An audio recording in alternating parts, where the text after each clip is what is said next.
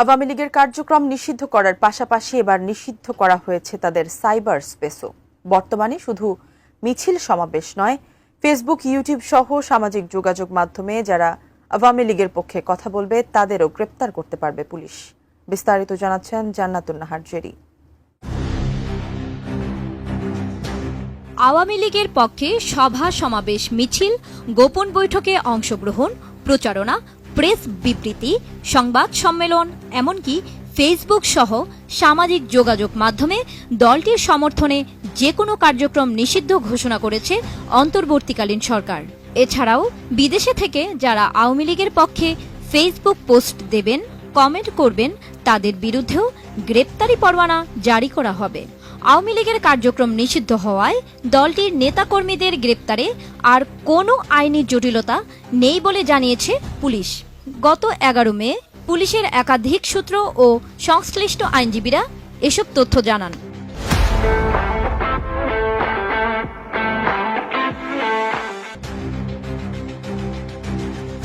ওই সূত্র থেকে জানা গেছে, সোমবার আওয়ামী লীগের কার্যক্রম নিষিদ্ধ করে সরকারি আদেশ জারি হতে যাচ্ছে।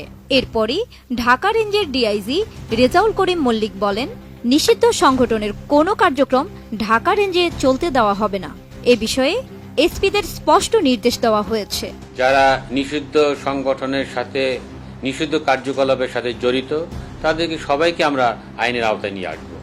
এক্ষেত্রে কাউকে বিন্দুমাত্র ছাড় দেওয়া হবে না। সাইবার অপরাধ দমন শাখার এক কর্মকর্তা জানান, ফেসবুক, ইউটিউবে আওয়ামী লীগের পক্ষে কেউ কিছু বললে, পোস্ট দিলে বা মন্তব্য করলে, এমনকি বিদেশে বসে করলেও তাদের বিরুদ্ধে সাইবার সিকিউরিটি অ্যাক্টে মামলা করা যাবে। দেশে ফিরলেই গ্রেপ্তার হবে। সাবেক আইজিপি নুরুল হুদা বলেন, নিষিদ্ধ সংগঠনের সদস্যদের বিরুদ্ধে গ্রেপ্তারে আর কোনো প্রশ্ন থাকবে না। সরকারের জারি করা আদেশ অনুযায়ী পুলিশ আইনগত বৈধতা পেয়েছে।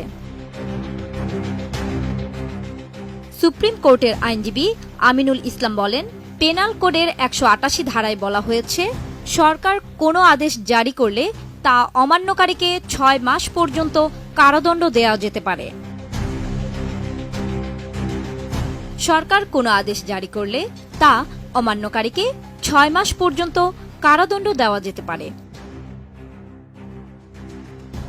এদিকে অনলাইনেও আওয়ামী লীগের কার্যক্রম নিষিদ্ধ করার সিদ্ধান্ত হয়েছে বলে জানিয়েছেন আইন উপদেষ্টা আসিফ নজরুল। তিনি জানান, শুধু অফলাইনেই নয়, সাইবার স্পেসেও দলটির উপস্থিতি বন্ধে পদক্ষেপ নেওয়া হবে। সন্ত্রাস বিরোধী আইনের অধীনে সাইবার স্পেস সহ আওয়ামী লীগের যাবতীয় কার্যক্রম নিষিদ্ধ করার সিদ্ধান্ত গ্রহণ করা হয়েছে। ডাক ও টেলিযোগাযোগ মন্ত্রণালয়ের বিশেষ সহকারী ফয়েজ আহমদ তৈয়ব বলেন, পরিপত্র জারি হলেই বিটিআরসির মাধ্যমে মেটা সহ অন্যান্য অনলাইন প্ল্যাটফর্মে চিঠি পাঠানো হবে। ফেসবুক, ইউটিউব, টুইটার সবখানে দলটির কার্যক্রম বন্ধ করা হবে।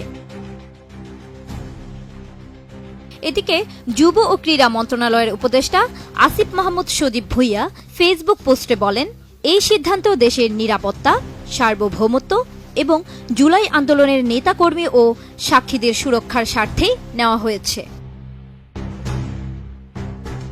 ফেসবুকে বাংলাদেশ আওয়ামী লীগ নামের দলটির ভেরিফাইড পেজে বর্তমানে প্রায় 40 লাখ ফলোয়ার রয়েছে।